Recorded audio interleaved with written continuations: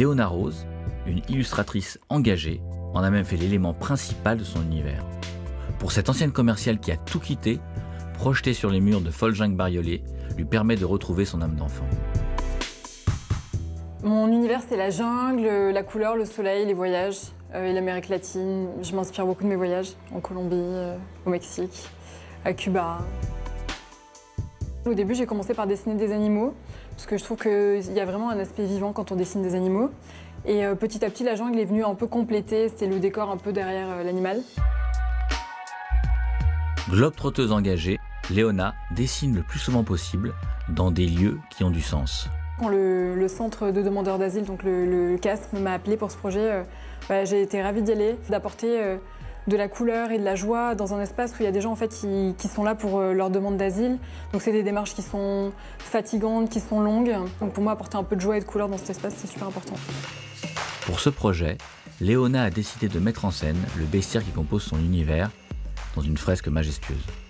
Quand je fais une fresque, en fait, je prends du recul et en fait, je me laisse un peu porter. J'ai toujours mon croquis à la base, mais il y a toujours une part d'improvisation. En fait, c'est un peu comme un puzzle. Et je mets toutes les pièces et en fait, tout s'enchevêtre. Et après, ça se déroule et au bout genre de 3/4 d'heure, 1 heure, je suis dans une espèce de transe. Je suis tellement focus que je vois plus le temps passer, j'ai plus faim, j'ai plus soif. Elle forme d'abord les contours noirs. Pour la mise en couleur, elle utilise des marqueurs de peinture bien connus des graffeurs et colorise les 2000 motifs qui composent sa fresque. Il lui faudra pas moins de 200 stylos. Elle les prépare, aidée de Laetitia, la stagiaire du centre. En fait, il faut les ouvrir un par un. Le but, c'est qu'il y ait de la peinture qui monte sur la mine pour qu'on puisse directement les utiliser. Okay. Du coup, il y a du bleu, du violet, du vert, du rose, du orange. En fait, le but, c'est vraiment que la fresque, elle ressemble à un arc-en-ciel. Cette fresque a une autre particularité. Elle est collaborative.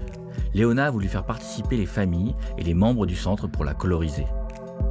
T'as l'habitude de travailler un peu avec des enfants, tout ça, et de faire des trucs un peu pédagogiques, des projets... Ouais, je fais souvent des projets un peu à vocation sociale. Okay. J'ai peint dans pas mal d'hôpitaux à Paris. Et sinon, quand je voyage, j'essaie de toujours commencer mes trips en peignant dans un orphelinat. Donc du coup, j'ai fait ça un peu partout dans le monde. Genre, j'ai fait ça au Mexique, au Sénégal, au Cambodge, à Bali.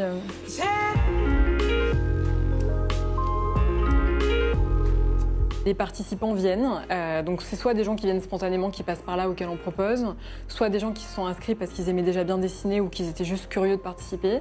Donc, si je commence, moi, on peut commencer par le haut, oui. Parce qu'en fait ça met du temps à sécher, du coup ça évite de mettre ses mains dedans. Et après voilà, le seul truc c'est de pas trop mettre 2 fois la même couleur à côté.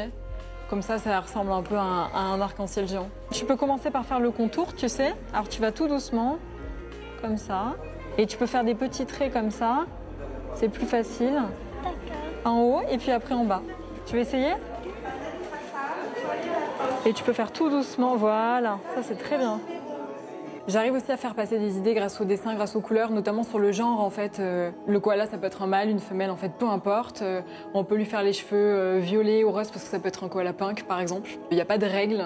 C'est pas restrictif en fait. Leur imaginaire peut travailler et ce koala, on peut se figurer qu'il est mâle, femelle, qu'il est artiste, ou bien on peut le faire roux tout simplement si on veut qu'il soit un peu plus passe-partout. Moi, je vais faire le lapin orange, je pense. J'aime le koala trop. Waouh! Il faudra 3 jours pour finaliser la fresque. Le perfectionnisme de Léona la pousse à redessiner tous les contours pour que le résultat final, passé de main en main, soit parfait. Du coup, ouais, j'ai un peu la pression parce que c'est une fresque qui va rester dans le lieu. Et je sais que par exemple, les dames de l'accueil l'auront en face de leur nez pendant les années à venir. Donc j'essaie de ne pas me louper, de faire un truc plutôt sympa. Mais bon, là, elles ont l'air contentes, donc ça se passe bien.